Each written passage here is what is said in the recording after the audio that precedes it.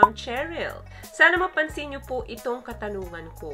Medyo sensitive po. LDR kami ng girlfriend ko and madalas kaming nag-VCS. Video call sex. Then, netong nakaraan, napansin kong nakabuka na yung palikpik ng V niya.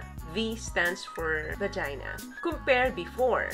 Ma-assume na nakikipag-sex ba siya sa iba kapag kaganon. And also another question, sabi niya, I'm a girl. I masturbate a lot and I'm starting to worry about my vagina. It seems darker and my vagina lips look stretched out. Although I've never had sex. I'm starting to get self-conscious about it because I'm only 16 and I feel like it will affect me in my future relationship. Is there any procedure I can do to reduce the look of it? Pinagsama ko yung concern video ni Sir at ni Ma'am because may similarity po yung kanilang concern at isang sagutan na lang. Okay, first things first, it's very normal po na nagsasarili talaga tayo, mapababae man or mapalalaki. Pero hindi ibig sabihin nito na nagbabago ang shape and color ng vulva ng babae. Vulva, halimbawa, ito yung vulva. Ito yung biak, yung vagina. Ang tawag po dyan sa kabuuan na yan is vulva. Di rin po nababago yung itsura ng vagina or labia ng babae kapag madalas siyang gumagawa ng pagsasarili or nakikipag-S ang babae. Yung labia po, yan naman yung pinakalabi ng inyong vulva. Yan yung concern mo, sir, kung bakit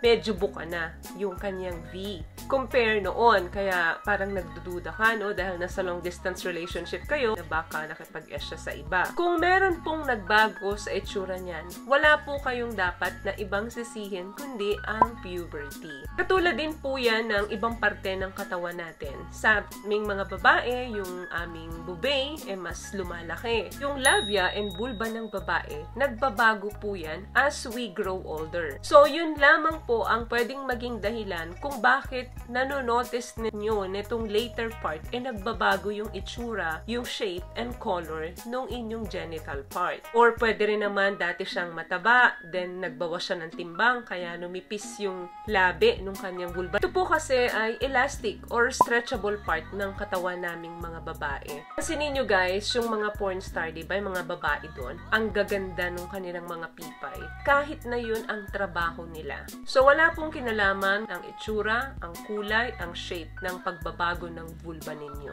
So, for you, because you're only 16 years old, I'm sorry to hear dahil nag-alala ka. But of course, there's nothing wrong with you. I hope you can learn to love and appreciate your vulva because may kanya-kanya po tayong uniqueness. Iba-iba ang itsura. Doon naman sa concern mo kung meron bang remedyo or meron bang mga procedure na pwede para maayos yung concern mo. Yes, meron. Yung mga plastic surgery po, pwede yan. Kaya lang, you're only 16 years old. So, kailangan pa rin po ng parental consent. Kasi kung ano man yung mangyari sa'yo, andyan ang family mo na sumusuporta sa'yo. So, paalam mo to sa magulang mo. A better idea is to work on loving your genital parts the way they are, just like the rest of your body.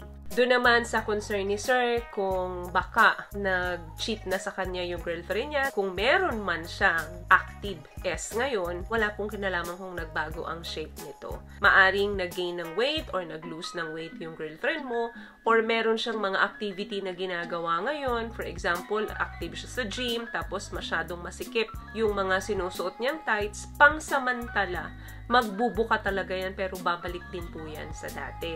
Especially kung adult na siya. Pero kung nasa middle 20 or early 20s lang, posibleng magbago pa po talaga yung itsura ng kanyang pipay as she grow older. Because it's an elastic and stretch part ng katawan naming mga babae. So, wag ka mag-alala. Better na tanungin mo siya ng maayos, kausapin mo siya ng may lambing kung bakit. Dati yung bakit ganyan yung itsura ngayon nagbago na? Ano ba yung mga ginagawa mo lately? Wag na wag mong ipaparamdam sa kanya na nagdududa ka kasi pangit sa relasyon yun. Posibleng mag-away kayo or magtanim siya ng sama ng loob sa'yo kapag binuksan mo yung usapan na yun. Again, wala pong kinalaman kung active man kayo sa SEX or active man kayo sa pagsasarili dun sa pagbabago ng itsura, ng color, ng shape ng inyong vagina.